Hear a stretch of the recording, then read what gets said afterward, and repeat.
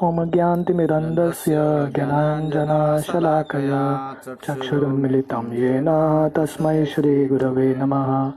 श्रीचैतन्यमनोभीष्टं स्थापितं येन भूतले स्वयं रूप कदा मह्यं ददाति स्वपदान्तिकं। वन्देऽहं श्रीगुरो श्रीयुतः पदकमलं श्रीगुरून् वैष्णवांश्च श्रीरूपं सागरजातां सहगना रघुनाथान्वितं तं सजीवं साद्वैतं सावधूतं परिजनासहितं कृष्णचैतन्यदेवं श्रीराधा कृष्णपादान् सहगना ललिता श्रीविशाखान्वितंश्च। नमो ओं विष्णुपादाय कृष्णप्रेष्ठाय भूतले श्रीमते भक्तिवेदांत स्वामीति नामिने। नमस्ते सरस्वती देवे गौरवाणी प्रचारिणे निर्विशेष शून्यवादी पाश्चात्यदेशतारिणे। वंचाकल्पतरुभ्यश्च कृपा सिन्धुभ्येव च पतितानां पावनेभ्यो वैष्णवेभ्यो नमो नमः। जय श्री कृष्ण चैतन्य प्रभु नित्यानंद श्री अद्वैत गदाधर श्रीवासादि गौर भक्त वृंदा। हरे कृष्णा कृष्णा कृष्णा हरे हरे हरे राम राम राम हरे हरे। हरे कृष्णा। तो हम कल चर्चा कर रहे थे कि कैसे भक्तों को सभी देवताओं को सम्मान करना चाहिए, पर पूजा आराधना भक्ति सिर्फ कृष्ण का ही करना चाहिए, विष्णु का ही करना चाहिए। तो कोई बोलेगा अरे ऐसा कैसा, सम्मान सबका करते हैं तो एक जैसा सम्मान नहीं होता क्या? तो हमने ये उदाहरण देखा, जैसे पुलिस इंस्पेक्टर और पुलिस कांस्टेबल है, दोनों को हम सम्मान देते हैं पे एक स्तर पे सम्मान नहीं देते। तो सम्मान सबको देने का मतलब है कि सबका देने का अलग अलग तरीका होता है।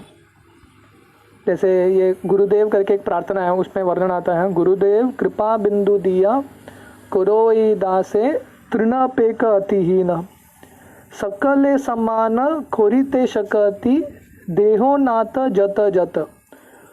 तो ये प्रार्थना भक्ति विनोद ठाकुर करते हैं कि हे गुरुदेव मुझे शक्ति दीजिए कि मैं सबका सम्मान करूं, पर कैसे? उनके स्तर के अनुसार। तो हम सबको सम्मान करते हैं पर एक जैसा सम्मान नहीं करते। जैसे कोई गुरु आता है, वरिष्ठ कोई आता है, हम उनको व्यासासन देते हैं, हार डालते हैं, उनसे नीचे बैठ के सुनते हैं। अभी कोई मटेरियलिस्टिक भौतिक आदमी आएगा जो पूरे इंद्रिय तृप्ति में रहेगा, तो हम उसको जाके व्यासासन पे नहीं बिठाएंगे और उसका हार पहना के उससे बोलेंगे नहीं आप बताओ कथा, हम सुनते हैं तुम्हारे से। ये सही नहीं है। सम्मान सबको करना है, पर उनके लेवल जैसे सम्मान करना है वैसा करना है। जैसे भगवान गीता में बोलते हैं, हाँ, पंडित का गुण क्या है? विद्या विनय संपन्ने ब्राह्मणे गविहस्तिनी शुनि चैव शोपाके च पंडित समदर्शिन। तो पंडित कौन है? जो ब्राह्मण है, हाथी है, कुत्ता है, सबको एक समान देखता है, राइट? तो इसका मतलब एक समान देखना मतलब क्या? सबको एक जैसा वो सम्मान हृदय से सबको एक तरह करता है, पर उसको जो व्यवहार है सबके प्रति अलग होता है, राइट? तो हर एक जो भक्त है वो शेर को भी सम्मान करता है, पर इसका ये मतलब नहीं कि शेर को जाके आलिंगन करेंगे, नहीं। शेर को सम्मान कैसे करते हैं? उससे थोड़ा दूर रह के, राइट? तो वैसे ही भक्त जो हैं सभी देवताओं को सम्मान करते हैं, पर पूजा किसका करते हैं? सिर्फ कृष्ण का करते हैं, राइट? तो इसलिए टेक्स्ट 27 में सुत गोस्वामी बताते हैं कि जो तमोगुण और रजोगुण में है वो किसकी पूजा करते हैं? पितृ जो फोर फादर्स हैं, एंसेस्टर्स हैं, उनकी पूजा करते हैं, या भूत बाकी सारी लिविंग एंटिटीज, भूतगण, उनकी पूजा करते हैं, या देवताओं की पूजा करते हैं। क्यों पूजा करते हैं? विष्णु का पूजा छोड़ के बाकी लोगों का पूजा क्यों करते हैं? क्योंकि उनके अंदर काम वासना बहुत है, women, wealth, power and progeny. हाँ, जैसे गीता में भगवान बताते हैं, कामे स्तेस्ते हृत ज्ञान प्रपद्यन्ते अन्य देवता।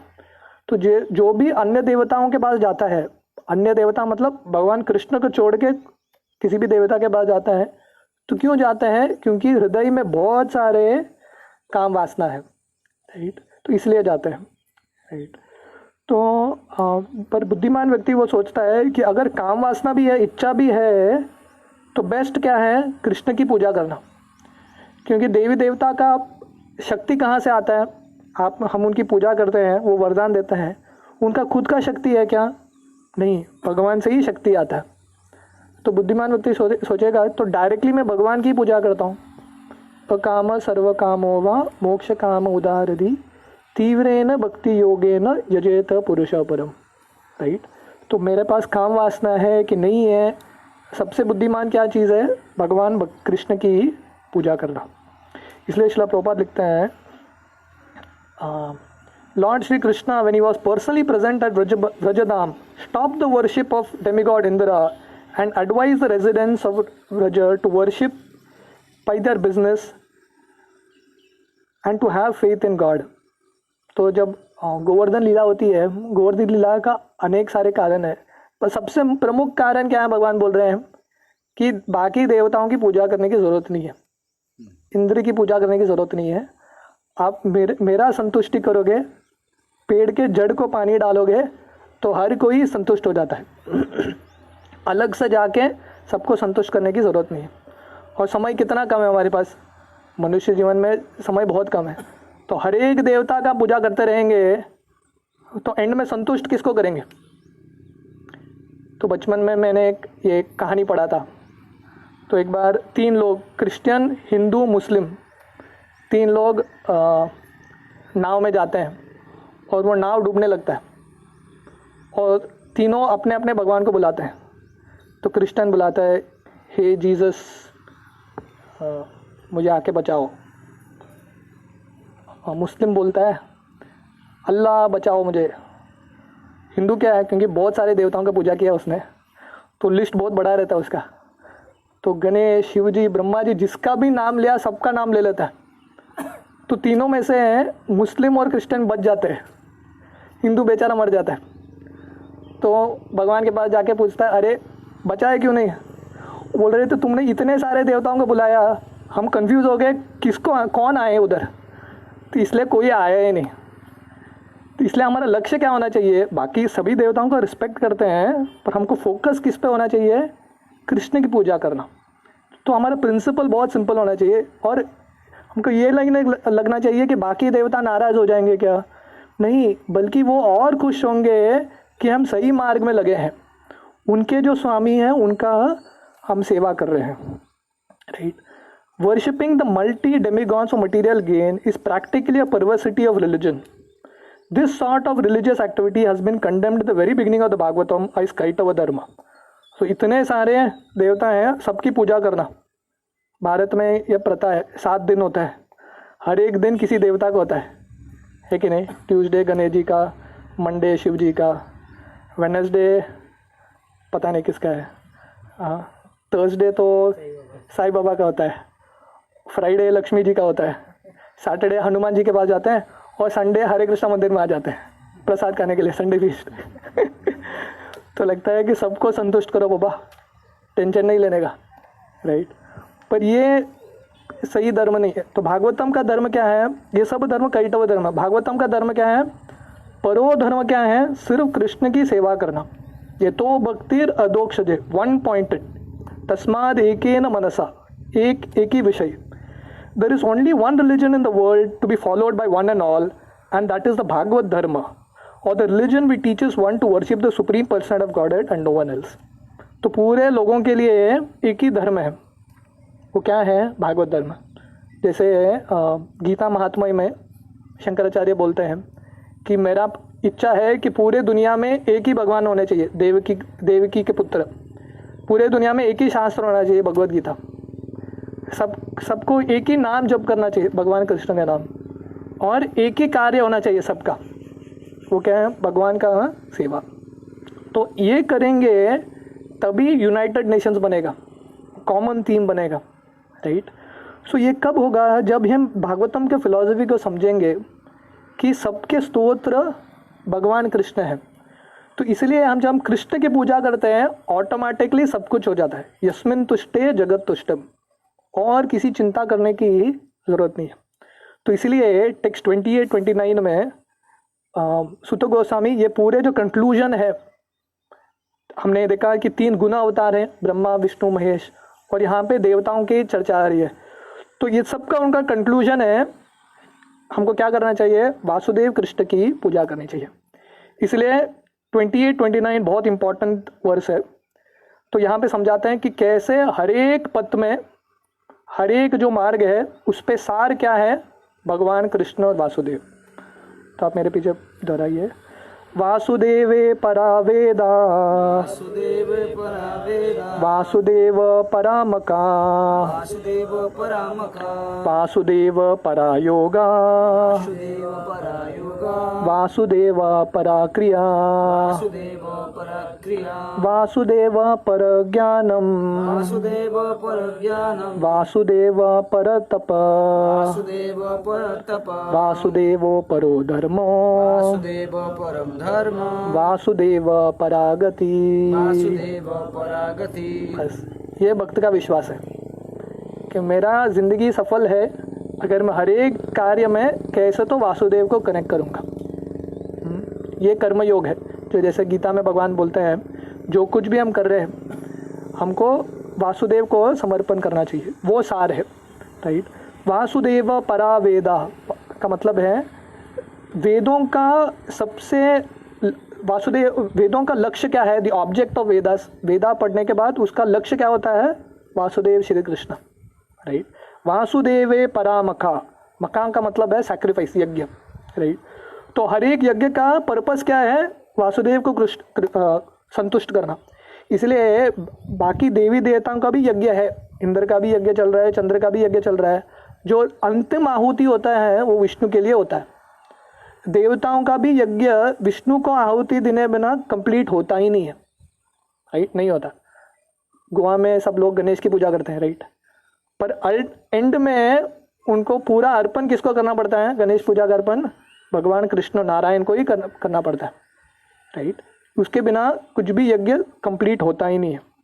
वासुदेवे परामक, वासुदेवे परा योगी, तो जो भी योग मार्ग है, पतंजलि योग मार्ग है, अयंगार योग है, जो भी योग है, राइट, तो योग मार्ग का लक्ष्य क्या है, कृष्ण को समझना, योग का सार है कृष्ण को समझना।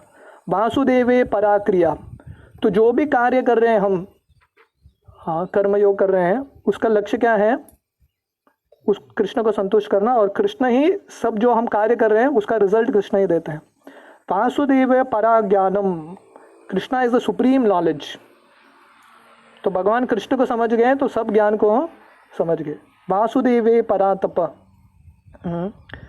हम जो तपस्या कर रहे हैं वो किसके लिए होना चाहिए, कृष्ण के लिए और कृष्ण को संतुष्ट करने के लिए। वासुदेवे परा धर्मो, तो सबसे ऊंचा धर्म क्या है, भागवत बताता है, वासुदेव कृष्ण की सेवा करना। वासुदेवे परागति, तो अल्टीमेट गोल क्या है, सबका अलग अलग गोल है, पर जो हाईएस्ट गोल क्या है, कृष्ण को प्राप्त करना, इससे ऊंचा और कुछ नहीं है। तो ये 2 श्लोक में भागवतम ऑलमोस्ट ये पूरे कंक्लूजन, ये जो सेक्शन हमने देखा अब तक, भक्ति का गुणगान देखा और भगवान का गुणगान देखा, और यहाँ पे समराइज करके सुत गोस्वामी बोल रहे हैं कि हर एक चीज़ में हमको वासुदेव कृष्ण को कनेक्ट करना चाहिए। ऐसा करेंगे तो ऐसा व्यक्ति का लाइफ सक्सेसफुल है। Translation, in the revealed scriptures the ultimate object of knowledge is Shri Krishna, the purpose of performing sacrifice is to please him. तो ग्रंथों में वर्णन आता है कि ज्ञान का लक्ष्य क्या है, कृष्ण को प्रसन्न करना। जो भी हम यज्ञ कर रहे हैं वो कृष्ण के प्रसन्नता के लिए। Yoga is for realising him, yoga क्यों करते हैं, योग में कोई अल्टीमेटली, ये पतंजलि के अष्टांग योग में लास्ट है समाधि। समाधि का मतलब क्या है, कृष्ण को पहचानना, कृष्ण पे ध्यान करना। He is the supreme knowledge, right, and all severe austerities are perform to know him. तो ज्ञान भी कृष्ण है, और जितने भी हम तपस्या कर रहे हैं वो किसके लिए, उनको जानने के लिए। और धर्म क्या है, लोगों का अलग अलग डेफिनेशन रहता है धर्म का, हिंदू धर्म, मुस्लिम धर्म, देश धर्म, राइट, पति धर्म, पत्नी धर्म, जो भी है, बहुत सारे धर्म है, राइट। पर सब धर्म क्या है? हाईएस्ट धर्म परो धर्मो is rendering loving service to him, भगवान की सेवा करना। और सबसे ऊंचा गति क्या है? उनको प्राप्त करना। तो ये परपोर्ट में शिला प्रभुपाद ये जो पैराग्राफ में हर एक जो शब्द आता है, हर एक जो लाइन है, उस पर एक एक पैरा लिखते हैं कि कैसे हर एक कार्य में हम कृष्ण को केंद्र रखना इंपॉर्टेंट है। तो ये परपोर्ट बहुत सुंदर है, तो हम इसको पढ़ेंगे। Purport that Shri Krishna, the personality of Godhead, is the only object of worship is confirmed in these two shlokas. तो अब तक सुत गोस्वामी क्या बोल रहे हैं कि जो भी हम पूजा कर रहे हैं, आराधना कर रहे हैं, किसकी होनी चाहिए? कृष्ण की होनी चाहिए। तो ये दो श्लोक में कंफर्म करते हैं। In the Vedic literatures there is the same objective, establishing one's relationship and ultimately reviving a lost loving service unto him. That is the sum and substance of the Vedas. So सब वेदों के सार क्या है? अब जितने भी वेद पढ़ेंगे, वेदों में लाखों लाख श्लोक है, उसका सार समझ लीजिए, क्योंकि वेद पढ़ने के बाद लोगों के पास समझ नहीं है। गीता के 700 श्लोक लोग पढ़ नहीं पाते ज़िंदगी में, राइट। उसके बाद 18,000 भागवतम के श्लोक हैं, तो वेद तो बहुत दूर की बात है। तो इसलिए कलयुग में जैसे शौनक आदि ऋषि का एक प्रश्न था, कलयुग के लोगों के लिए सार समझा दीजिए, क्योंकि इनके पास समय नहीं होता है और बहुत कुछ कार्य करना है, इनको सार समझा दीजिए। तो इसलिए वो सार यहाँ पे समझा रहे हैं। सार क्या है? हमको भगवान को समझना और हमारा जो संबंध है वो भगवान के साथ पुनः स्थापना करना। और वो संबंध कैसे स्थापना होता है? भक्ति के मार्ग से। दैट इज द संबंध सब्सटेंस ऑफ द वेदास, वो वेदों का सार है। In the Bhagavad Gita the same theory is confirm by the Lord in his own word. The ultimate purpose of the Vedas is to know him. तो गीता में आप भागवतम को लेंगे या गीता को लेंगे, वही कंक्लूजन आता है हर जगह। तो गीता में भगवान बोलते हैं 15वें अध्याय में 15वां श्लोक, सर्वस्य चाहम हृदि सन्निविष्टो मत्त स्मृतिर्ज्ञान अपोहनम च वेदेश्च सर्वेर अहमेव वेद्यो वेदांत कृत वेद विदेव चाहम। तो भगवान बोलते हैं वेदों को मैंने रचना किया है, और वेद पढ़ने का लक्ष्य क्या है? मुझे समझना। तो कोई भगवान को समझ गया तो वेद समझ गया। All the revealed scriptures are prepared by the Lord to his incarnation in the body of Srila Vyasadeva, just to remind the fallen souls conditioned by material nature of Shri Krishna, the personality of Godhead. तो वेदों की रचना किसने की है? लिखा व्यासदेव ने। भगवान की नहीं रचना की है, पर लिखा व्यासदेव ने। और व्यासदेव कौन है? भगवान स्वयं के शक्तावेश अवतार है। और व्यासदेव वेद का लिखते उनका लक्ष्य क्या है? इतना ही लक्ष्य है कि इतने लाख लाख श्लोक पढ़ के आपको क्या समझना है? कृष्ण ही सब कुछ है। That is all. No demigod can award freedom from material bondage. That is the verdict of all literatures. तो ग्रंथों में एक भी ऐसा श्लोक नहीं आएगा जहाँ पे बोलता है कि आप इंद्र की पूजा करो या ब्रह्मा की पूजा करो आपको मुक्ति मिलेगा। ऐसा एक भी श्लोक नहीं है। सब श्लोक एक ही बोलते हैं कि मुक्ति चाहिए तो विष्णु की पूजा करनी है। Impersonalists who have no information of the personality of Godhead minimize the omnipotency of the Supreme Lord and put him on equal footing with other living beings, and for this act such impersonalists get freedom from bondage only with great difficulty. तो जो मायावादी हैं वो क्या करते हैं? भगवान को बाकी देवताओं के साथ इक्वल प्लेटफॉर्म पे डालते हैं। इसलिए जनरली मायावादियों का पंच उपासना रहता है। तो बोलते हैं कि विष्णु की पूजा करो या शिव जी की पूजा करो या गणेश की पूजा करो, सब एक ही है, राइट। पर ये भागवत गीता का फिलॉसफी नहीं है। गीता में भगवान क्लियरली बोलते हैं यान्ति देव व्रता देवान पितृन यान्ति पितृन व्रता भूतानि यान्ति भूतेज मद याजिनो अपिमा। तो भगवान बोलते हैं, जैसे लोग बोलते हैं आप किसी की भी पूजा करो लक्ष्य वही पहुँचोगे, भगवान ये सपोर्ट नहीं करते। भगवान क्या बोलते हैं? यान्ति देव व्रता देवान। जो देवताओं की पूजा करता है कहाँ पे जाता है? देवलोक में जाता है, देवताओं के लोक में जाता है। पितृन यान्ति पितृन व्रता, जो पितृ की पूजा करता है वो पितृलोक में जाता है। भूतानि यान्ति भूतेज, जो भूत पिशाच की पूजा करता है उनके लोक में जाता है। पर मद याजिनो अपिमा, जो मेरी भक्ति करता है मेरे परम धाम में आता है। तो भगवान कहीं पे नहीं बोलता आप किसी की भी पूजा करो भगवत धाम पहुँच जाओगे, ऐसा नहीं होता। कौन सा भी ट्रेन पे बैठ जाओ दिल्ली पहुंच जाओगे, ऐसा नहीं होता। दिल्ली के ही ट्रेन में बैठना पड़ेगा, right. They can surrender unto him only after many many births in the culture of transcendental knowledge. तो ये सब अपराध करते रहेंगे, भगवान को बाकी जीवात्माओं के स्तर पर डालते रहेंगे, तो बहुत जन्म जन्म के बाद हमको ये सही ज्ञान धीरे धीरे आएगा. One may argue that the Vedic activities are based on sacrificial ceremonies. तो अब ये जो फर्स्ट पैरा में श्रील प्रभुपाद ने क्या बताया, वासुदेवे परा वेदा, बताया कि सब वेदों का सार क्या है, वासुदेव को समझना. राइट. तो अगला क्या है, वासुदेवे परामका.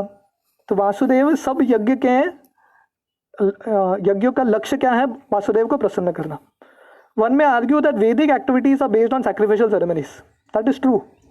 तो कोई बोलेगा हाँ, वेद में तो बहुत सारे यज्ञ दिए हैं, कर्मकांड बहुत सारे दिए हैं. वो तो सही है, हर एक देवता का पूजा करने का कर्मकांड तो वेद में ही है. But all such sacrifices also meant to realise the truth about Vasudeva. Another name of Vasudev is Yajna, sacrifice. And in Bhagavad Gita, it is clearly said that all sacrifice and all activities are to be conducted for the satisfaction of Yajna or Vishnu, the personality of Godhead. तो सही है कि वेद में दिया है कि यज्ञ करना चाहिए, हाँ, सैक्रिफाइस मक्का करना चाहिए, पर हर एक वेद का सार क्या है, वासुदेव को संतुष्ट करना. इसीलिए जो यज्ञ है, भगवान का दूसरा एक नाम है यज्ञ. तो यज्ञ का मतलब है भगवान. तो इसलिए गीता में वर्णन आता है कि कौन सा भी हम कार्य कर रहे हैं किसकी संतुष्टि के लिए होना चाहिए, यज्ञ. कुछ श्लोक में बोल गया. तो भगवान बोलते हैं कि अल्टीमेटली अगर हम भगवान विष्णु के सैक्रिफाइस में नहीं करेंगे कार्य, तो ये हमारा जो कार्य करते हैं हमारे बंधन का कारण बनता है. पर यज्ञ विष्णु के संतुष्टि के लिए जब कार्य करते हैं, वो कार्य हमारे मुक्ति का कार्य बनता है. This is also the case with yoga systems. तो अगला है वासुदेवे परा योगम.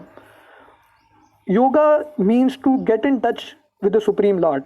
The process, however, includes bodily features such as asana, dhyana, pranayam, and meditation. And all of them are meant for concentrating on the localized aspect of Vasudev represented as Paramatma. तो योग का सार क्या है कि योगा में अलग अलग लिम्स हैं, अष्टांग योग है, यम, नियम, आसन, प्राणायाम, प्रत्याहार, धारणा, ध्यान, समाधि. राइट. तो अल्टीमेट लक्ष्य क्या है योगा का, आसन अच्छे से कर लिया तो योगा कंप्लीट नहीं होता, प्राणायाम अच्छे से कर लिया तो योगा कंप्लीट नहीं होता. राइट. योगा का लक्ष्य क्या है, लोग योग के लक्ष्य को भूल जाते हैं. इंटरनेशनल योगा डे होता है, राइट, तो हर कोई सूर्य नमस्कार करने लगता है, इंटरनेशनल योगा डे, राइट, पर योगा का सार क्या है लोग भूल गए. राइट. तो योग का सार क्या है, जब तक कोई भगवान को जानेगा नहीं, योग का संतुष्ट नहीं होता. नहीं तो क्या होगा, सूर्य नमस्कार करते रहेंगे, शरीर अच्छा होगा, और शरीर अच्छे होने से लोग क्या करते हैं, इंद्रिय भोग करते हैं. तो योग का पहला रूल है कि इंद्रिय भोग से रुकना है. राइट. तो लोग ये लक्ष्य को समझते नहीं है. तो या one realizes Vasudev in full, but by ill luck most yogis are stranded by the powers of mysticism achieved through the bodily process. पर लोगों को क्या लगता है, योगा का मतलब जैसे मैं बोल रहा था, शरीर को अच्छा करना है या सिद्धि प्राप्त करना है. तो लोगों को लगता है कि बहुत पहुंचा हुआ योगी है तो थोड़ा सिद्धि प्राप्त कर लेता है. तो एक बार एक योगी हिमालय गया था, बहुत साल तक सिद्धि प्राप्त किया उसने, और बहुत साल के बाद गांव में उतरा हो और सबको बोला देखो मैंने सिद्धि प्राप्त किया है, आज शाम को मैं दिखाऊंगा मैंने क्या किया. तो पूरे गांव के लोग जमा हो गए उधर. तो उसने सबके सामने नदी पार कर दिया ऐसे ही चल के. तो सब लोग इतना खुश हो गए, बहुत पहुंचे हुए बाबा जी है. तो एक बच्चा बोला वो तो मैं भी कर सकता हूँ. इनफैक्ट वो बच्चा बोला आपने जो किया है वो 1 रुपये का है, 1 रुपये की कीमत है. तो उसने नाव वाले को बुलाया और 1 रुपये में वो नदी पार कर लिया. तो इसमें कुछ बड़ी बात नहीं है. राइट. तो जो कम बुद्धि के लोग हैं उनको क्या लगता है कुछ मिस्टिक सिद्धि कुछ प्राप्त हो गया तो योगा सक्सेसफुल है. Ill-fated yogis are given a chance at the next birth by being placed in families of good learned brahmanas or in the families of rich merchants in order to execute the unfinished task of Vasudeva realization. तो जो योग के मार्ग में लगे हैं और वो लक्ष्य तक पहुंचे नहीं, वासुदेव कृष्ण को जाने नहीं, तो भगवान गीता में बोलते हैं 8वें अध्याय में, तो उनको फिर से एक जन्म मिलता है ब्राह्मण के परिवार में या वैष्णव के परिवार में, और वहाँ पे वो योग के सिद्धि को पूरा कर सकते हैं. If such fortunate brahmanas and sons of rich men properly utilize the chance, they can easily realize Vasudev by good association saintly persons. Unfortunately, such persons are captivated again by material wealth and honor, so and thus they practically forget the aim of life. तो उनको और एक chance मिलता है, पर माया इतनी है कि वो चांस में भी वो भूल जाते हैं और लक्ष्य को प्राप्त नहीं कर पाते. तो यहाँ अब तक श्रील प्रभुपाद ने समझाया वासुदेवे परा वेदा वासुदेवे परामका, कि कैसे वेदों का सार कृष्ण है, सब यज्ञों का सार कृष्ण है, और जितने भी योग है उसका लक्ष्य कृष्ण को प्राप्त करना. वासुदेवे परा क्रिया. This is also confirmed for the culture of knowledge. According to Bhagavad Gita there are 18 items of culturing knowledge.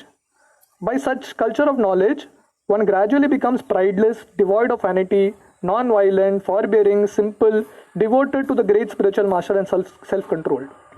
तो श्रील प्रभुपाद यहाँ पे ज्ञान के बारे में बता रहे हैं कि गीता में भगवान बताते हैं कि किसी के पास अगर ज्ञान है तो उसके 18 गुण होने चाहिए.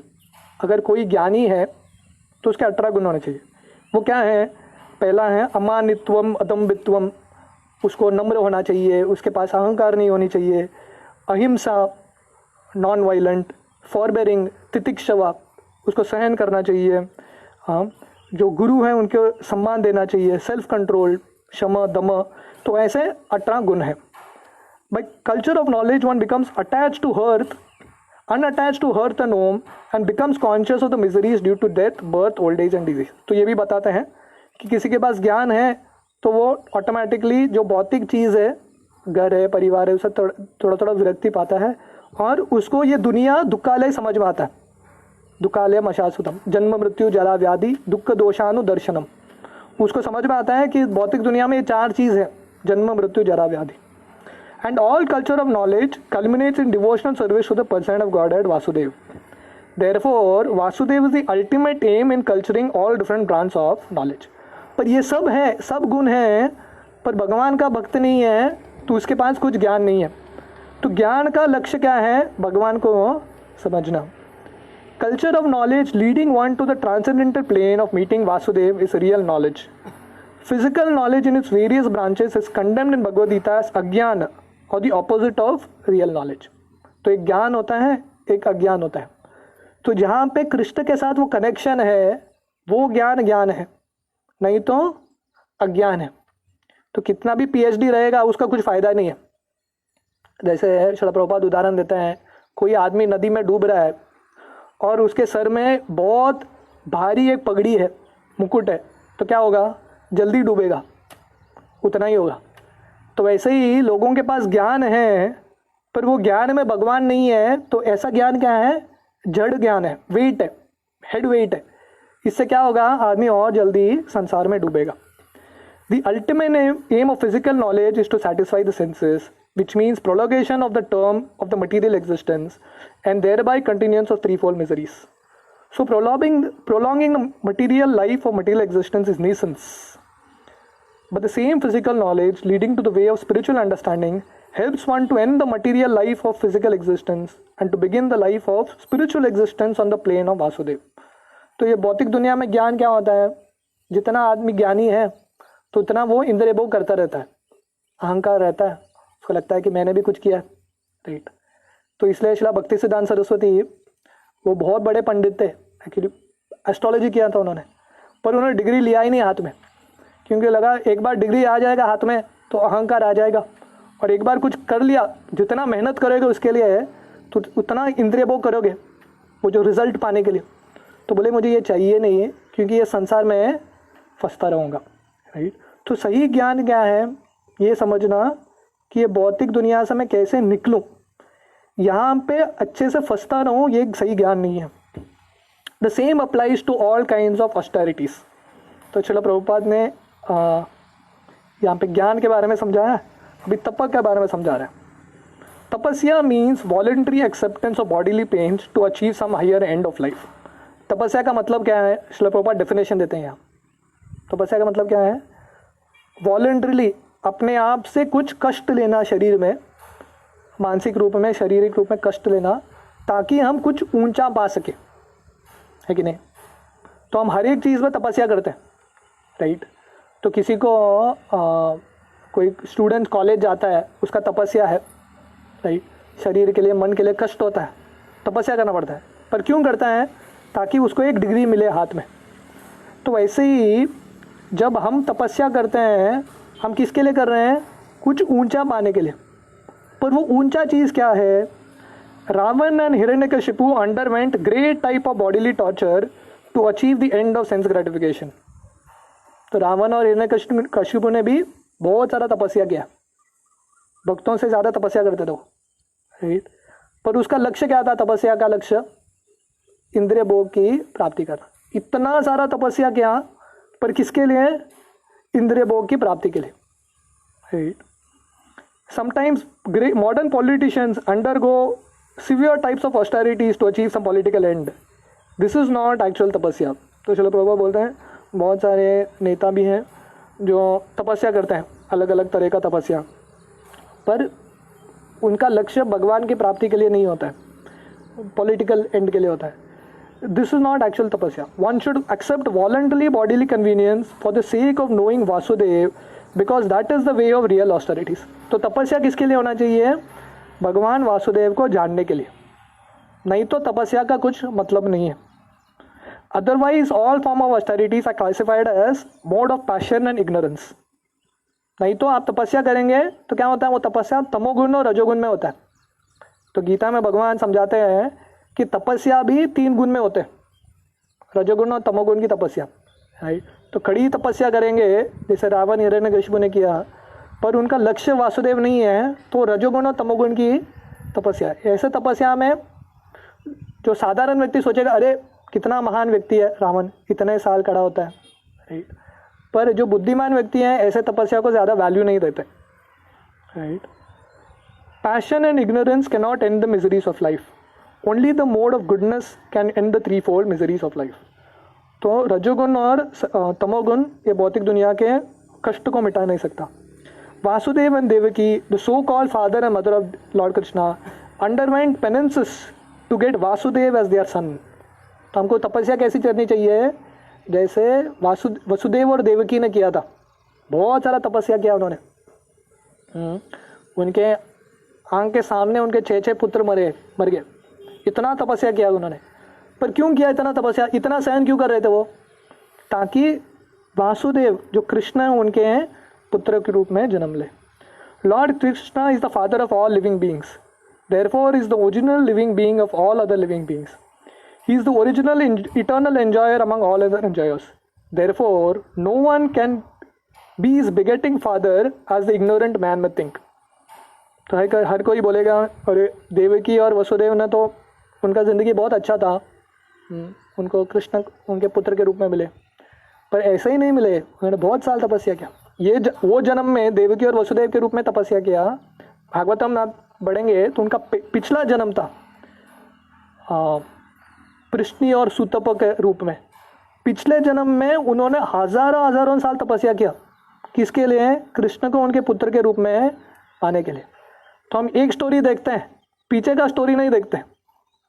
हम कहाँ से स्टोरी देखते हैं? नंद और यशोदा का भी यही है। हमको लगता है नंद और यशोदा सीधा कृष्ण उनके घर में आ गया, उनका तो भाग्य अच्छा है, पर उन्होंने भी पहले बहुत सारा तपस्या किया है, राइट? तो बिना तपस्या किए कृष्ण मिलते नहीं है। तो तपस्या का लक्ष्य हमको क्या होना चाहिए? कृष्ण को प्राप्त करना। Lord Krishna agree to become the son of Vasudeva and Devaki upon being pleased with their severe austerities.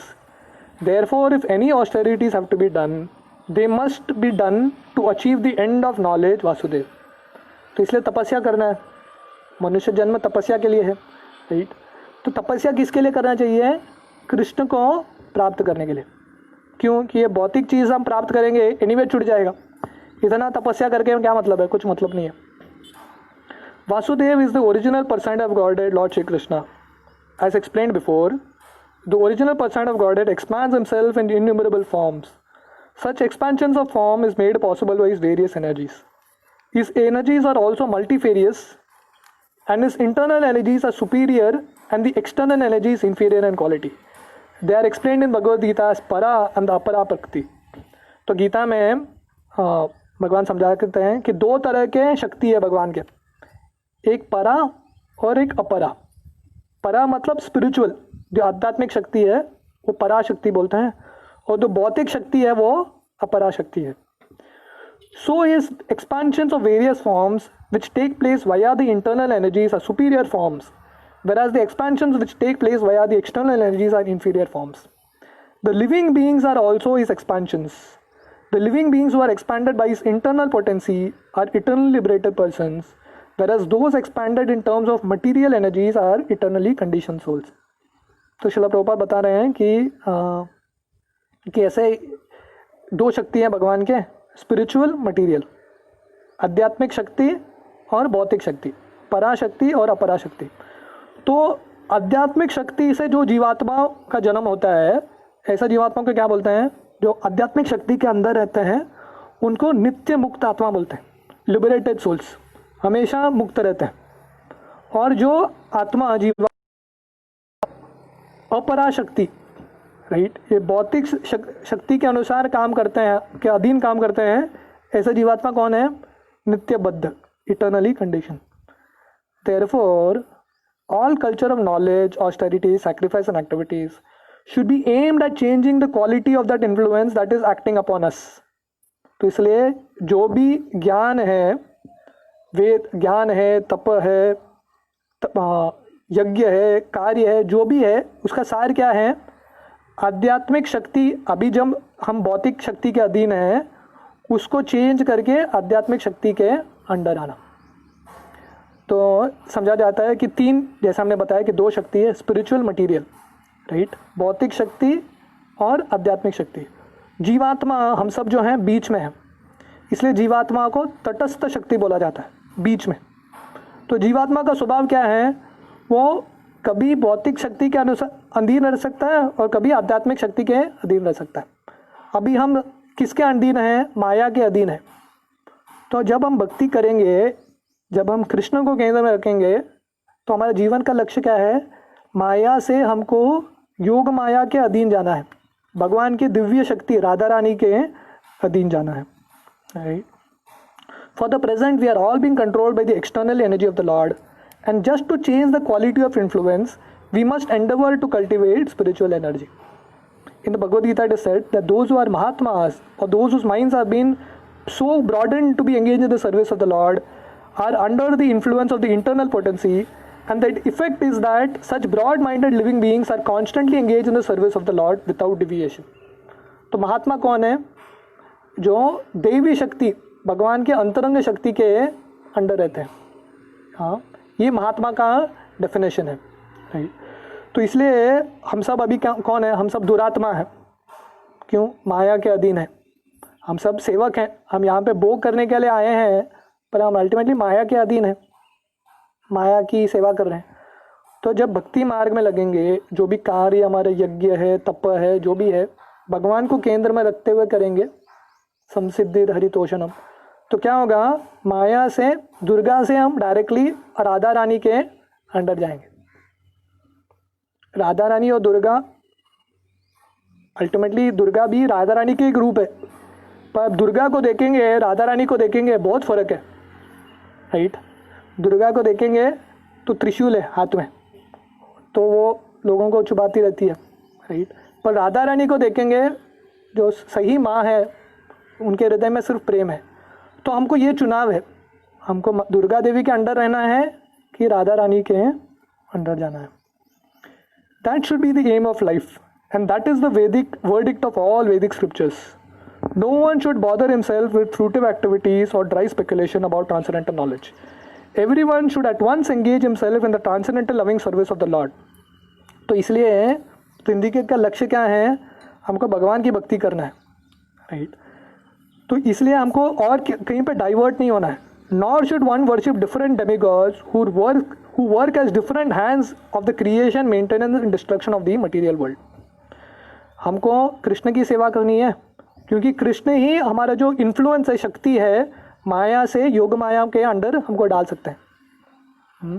भगवान गीता में बोलते हैं, देवी हेशम गुणमवी मम माया दुरत्यया मामेव य प्रपद्यन्ते मायामेतां तरन्ति ते, राइट। तो ये माया को पार करना बहुत मुश्किल है, पर कौन पार करा सकता है? सिर्फ कृष्ण। तो इसलिए हम बाकी देवताओं की पूजा नहीं करते, सिर्फ कृष्ण की करते हैं। There are innumerable powerful demigods who look after the external management of the material world. They are all assisting hands of Lord Vasudeva.